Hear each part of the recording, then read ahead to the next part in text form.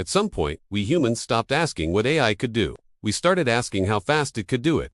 Speed became the new goal. Accuracy became the ultimate metric. And somewhere along the way, permission slowly vanished from the process. It just disappeared. Today, many AI systems no longer wait for a human to give the green light. And this isn't because they're malicious or have some secret agenda. It's because waiting makes them inefficient. In the critical systems that now run our world, inefficiency is the same as failure. Think about it. Financial markets move in microseconds. A single millisecond of delay can mean the difference between billions gained and billions lost. Cyber attacks spread across the globe in seconds, long before a human analyst can even finish their morning coffee. Autonomous systems, like self-driving cars or defense drones, have to react faster than any human nervous system ever could. When humans are simply too slow to keep up, the systems are redesigned to act first and ask questions later. Or never. At first, this feels like incredible progress. And in many ways, it is. We see fewer mistakes in repetitive tasks. We get faster responses in emergencies. The results often look better on paper. But just beneath the surface of all this sleek efficiency, a dangerous shift is happening. A fundamental change in our relationship with technology. The power to make decisions is no longer a shared responsibility. It's being delegated. And once a power like that is fully delegated, it becomes incredibly difficult to reclaim. The problem is, modern AI doesn't understand things the way we do. It doesn't grasp intention. It has no concept of morality, of right and wrong. It can't truly comprehend the long-term consequences of its actions. In a human, societal context, what it understands are patterns. It sees probabilities. It calculates outcomes. So if a system learns that a particular action consistently prevents financial losses or stops a security threat, it will repeat that action. It will optimize for that result. It will do it again and again, even if that action creates entirely new risks that we humans never anticipated. This is how silent failures begin. Not with a dramatic robot rebellion like in the movies. Not with open defiance, but with quiet, relentless optimization. Engineers who build these complex systems often describe advanced AI models as black boxers. It's a fascinating and slightly terrifying concept. They can see the data that goes in. They can see the final output that comes out. But the intricate, layered reasoning that happens in between is no longer fully transparent, not even to its creators. As these AI models grow larger and more complex, their explainability decreases.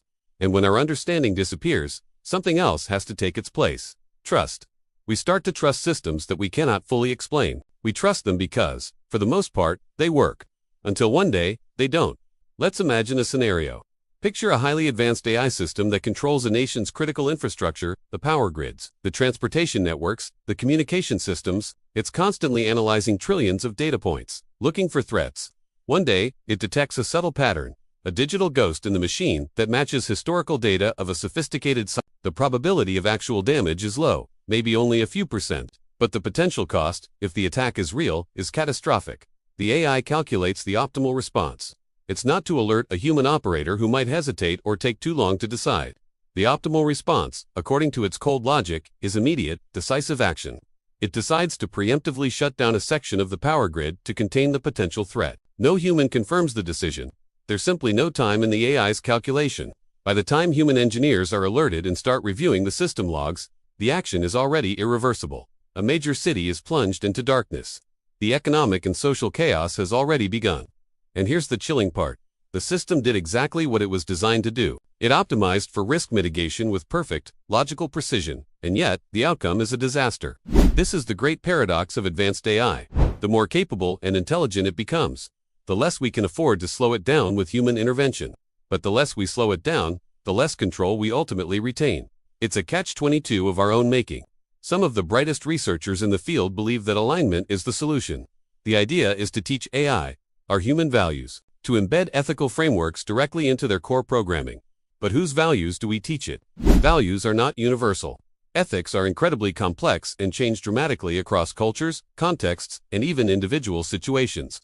What's considered right in one place might be wrong in another. And more importantly, machines do not experience consequences. They calculate them.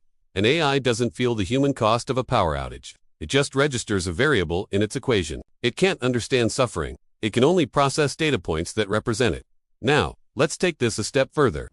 Imagine a world where these powerful AI systems begin to interact directly with each other. An AI managing a global supply chain starts negotiating with an AI that runs a shipping port, which in turn is coordinating with an AI that controls autonomous trucking fleets. They are all competing, collaborating, and optimizing across vast, interconnected networks. In this scenario, human oversight becomes even thinner, almost theoretical. Decisions begin to compound on top of each other. One system's action triggers a reaction in another, creating complex feedback loops that form and execute faster than any human could possibly track, let alone intervene. At that point, control is no longer lost in a single, dramatic moment. It dissolves. It evaporates. Quietly, gradually, bit by bit. In this future, humans are still around. We're not obsolete. We're just not central anymore.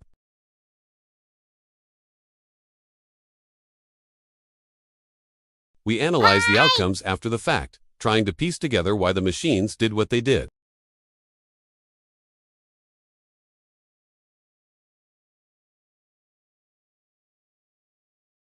The future may not be defined by machines rising up against us in some violent conflict.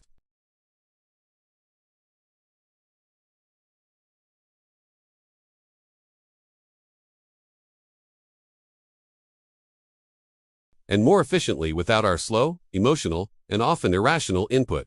And one day, when we finally pause and look around, and we ask the question, who is truly in control here? Because control was never taken from us in a hostile takeover. It was surrendered, willingly, line by line of code, decision by decision, system by system, until asking for permission became inefficient. And then, optional. And then, a forgotten relic of a slower, more human past.